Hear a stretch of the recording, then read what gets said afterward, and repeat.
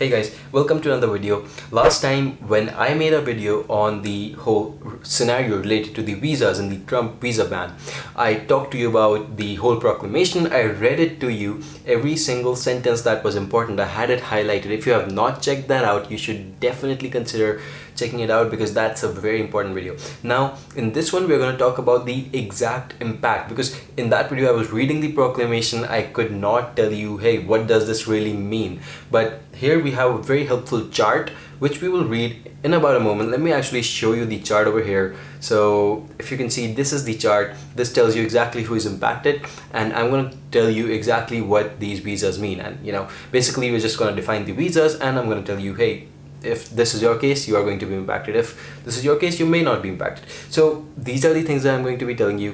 Very important video for those who are on an H-1B visa, or are thinking of basically getting one, okay, on an L-1 visa. Similar things with H-2B, there's J-1, J-2, other things. So if these visas are important to you by any means, and even the F-1 and OPT, that's what we're going to talk about briefly also.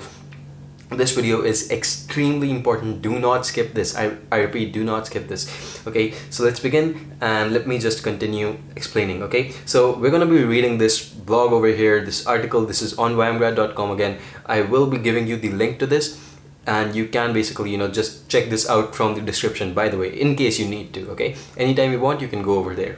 So the link is in the description. We are going to talk about some of these visa types. Okay, H1, H2B, H4, J1, J2, L1 and L2. These are the most important ones, and these basically new visas are not going to be issued in these categories till the end of the year. That's what the proclamation states.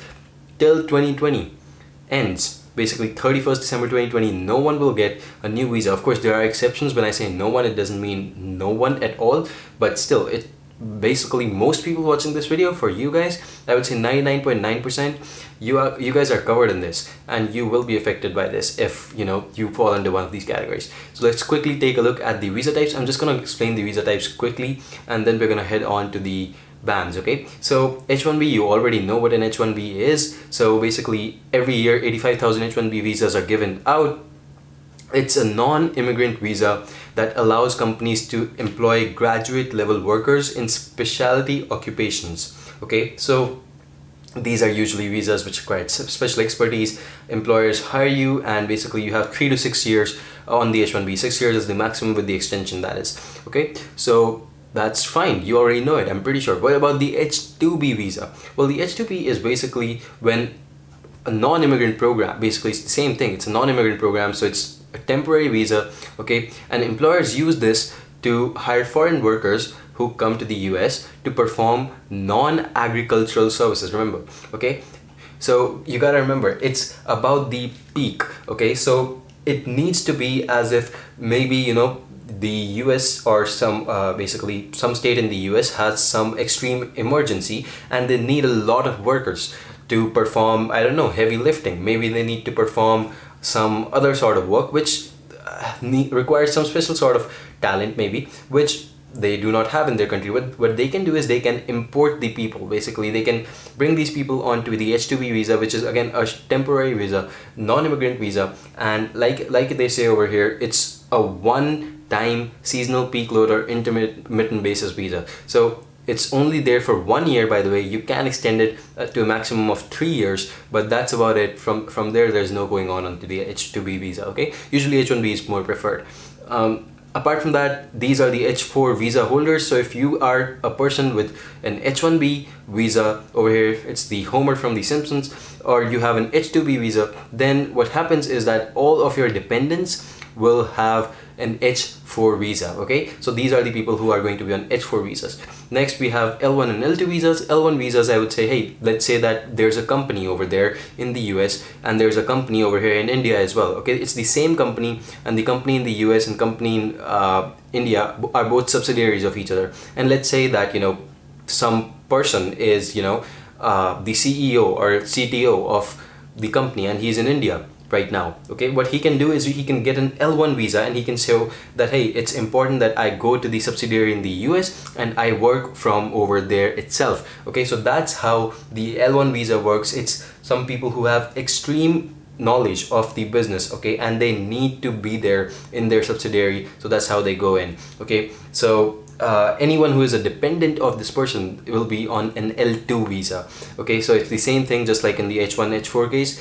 Over here it's the L1 and L2 case. L2 is basically the spouse, or the children, okay. J1 J2, again same thing. You might even guess J2 are the dependents of J1, and J1 are the people who are basically issued a non-immigrant visa, and they are basically research scholars, professors, or exchange visiting participants that are sent to programs that promote cultural exchange, primarily to obtain medicine or business training within the US, okay. So it's really about some special cases that J1 visa holders go there. A J1 visa is up to 7 years, okay, and same for the J2 visa, but that also depends on the length of the J1 visas, the person who has the J1 visa, so his tenure. So anyway, so these are the visas explained. I believe you have a better picture of all the visa types.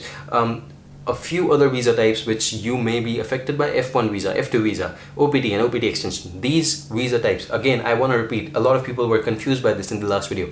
These visa types are not affected at all with the current proclamation, with the rules, with the ban on the visa types. These are not banned. So these are for students, and if you're on any of these visas, or if you're going to be on any of these visas anytime soon, the consulates are going to open pretty soon, I'm sure, and you will not have to face this issue. So do not worry, your visa is not banned. You'll be able to go in, okay. Now we're going to just take a look at this chart, and it's important that you pay attention over here. The first thing it says is it's going to tell you the visa type, it's going to tell you the location, that hey, you should be within the US or outside the US, okay. And then it's going to tell you if you have a stamp on your visa, okay, and what is the status. And then it's going to tell you if you're impacted. So on the basis of this, your impact can be calculated, okay. So if you're on an F1 visa, F2, basically student visas, or an OPT or STEM extension of the OPT, you're not affected. You're safe, you're secure, don't worry, okay, no impact. On the H1B visa case, if you have a valid H1B stamp, that's fine then. And even if you're outside the US, you have a valid stamp, you can go in. No impact on you, okay?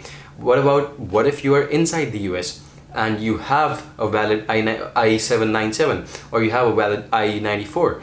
In that case, you again incur no impact, okay? However, if you have an H1B visa and you're outside the US, okay, and you do not have the H1B visa stamped, in that case, and only in that case, you cannot enter the US till 2020 ends, okay. So your H1B is hereby suspended, and you will be affected by this ban.